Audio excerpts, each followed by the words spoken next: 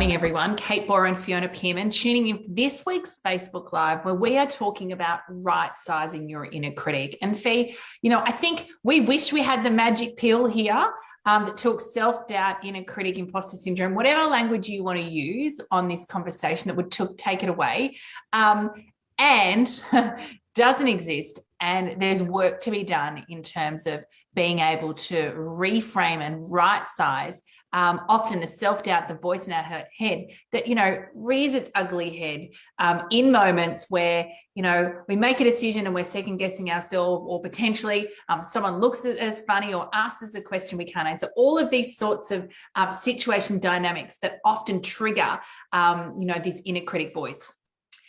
Yes. It's so much in the stories we tell ourselves as something happens, as we get some feedback, as we notice someone. It might just be, they're rolling their eyes, or they made an offhand comment, or they even just looked away while we were talking. And somehow that piece of intel hits our brains. And, our brains are very good at meaning making. That's what they do. And they'll often go to the negative. They'll often start to go, oh my God, that means they're not interested, or that means they don't agree with me, or that means, and we've started this internal dialogue that is really, really unhelpful. And there are things we can do about this, but we need to get conscious that it's happening. We need to actually be able to catch ourselves in the moment and to see, oh, okay, there it goes again. There's the voice. As we said last week, no point trying to pretend it's not there. It exists. It's part of us. So, our first step is, well, what can we do to actually just recognize it's there and maybe just slow down a little bit so that we can think about what's happening as opposed to being hijacked by that story. Yeah, I think, the irony is very rarely, if ever, is that voice, that cheerleader going, go, amazing, keep doing it, you're amazing. Like, we always default to the negative. And it's always really unhelpful, right? And so I think to be able to start to your point, slow down, be really conscious about the sorts of environments, conversations, people, dynamics that are likely to trigger this self-doubt and this inner critic. I think spotlighting that is really important. I think the piece here is, very rarely are these stories that we jump on into a reflection of the truth and the reality. They're perhaps a reflection of maybe a portion of reality or a version of reality we experienced many years ago. But often, the story we tell ourselves and the reactivity that we experience in that moment is very rarely directly correlated to the situation we find ourselves. So I think, it's often a response to uncertainty, or, when we see that look on the face, it's like, what does that mean? I don't know. Inherently, we want certainty. We want to know as quick as possible, which is why often we connect dots that shouldn't be connected and create a story in our head. So I think our ability to just recognize that this happens for everyone, for many of us, it's actually now habitual. It's on auto cue. That doesn't mean we can't unwire it and we can't slow it down and weaken the potency and the power of it. But it does mean the first thing we have to do is actually start to reconcile and redefine our relationship with it. Yes. And this is where the work is, as we're constantly saying, there's no magical way to deal with this. It does require a little bit of work. It requires some self-awareness. It requires us being prepared to examine ourselves and go within a little bit. And sometimes that can feel a bit uncomfortable. However, the rewards are so phenomenal. And we see this day in, day out with the women that we work with, how just even getting this piece of questioning the story, of reality checking what's going on, and then starting to calibrate, starting to actually unpack it a little bit and go, oh, okay, well, it could mean that, where my default went, where my autopilot suggested, and maybe it doesn't necessarily mean that. And, we can use ourselves as a test point. Sometimes we're a little bit close. We can also ask other people, sometimes people who are in the same meeting. Did you notice? Did you think?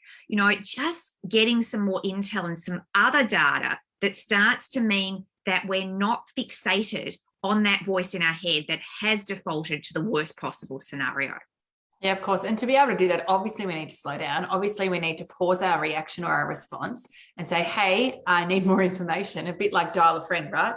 And then when we get that information, of course, we are one source of that information. But when we get that information, it's about calibrating that information. It's about, okay, objectively looking at those perspectives. And to be honest, most of the time they're opinions as opposed to facts, but taking those perspectives and identifying, okay, now I put that all together and I have more certainty, more information.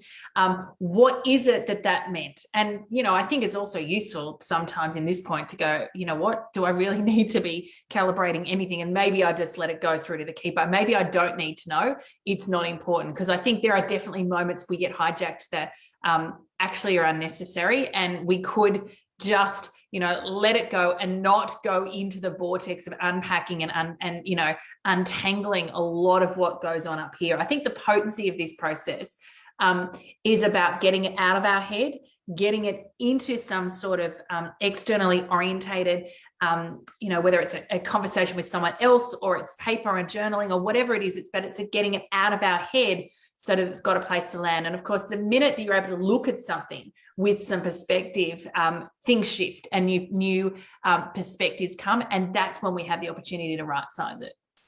And this is the goal, of course, that if we are able to just do that slowing down, to check what's going on, to actually, dismiss if it's really not something big, or, at least right-size it, our world expands and new options, new possibilities become immediately available.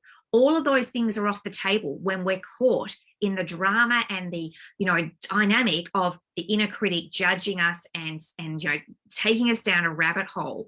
As soon as we are able to settle that down a little bit, our world expands and things that weren't visible before become available and apparent to us, and that is so rewarding. So the number of times we've seen people do this and almost look back at themselves and laugh, I can say this personally, but also so many clients who can sort of go, oh wow, I would have been down that rabbit hole again, but now I'm able to do this. It's an incredibly powerful piece of personal work.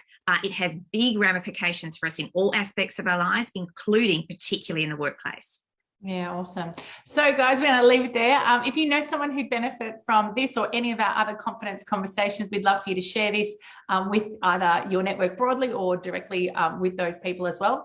If you'd like to be notified when we're going live, please be sure to like our Facebook page. Of course, you can access lots of great resources, videos, past Facebook Lives on that page as well. And if you'd like to go deeper with your relationship with Core Confidence, please visit our website, coreconfidence.com.au.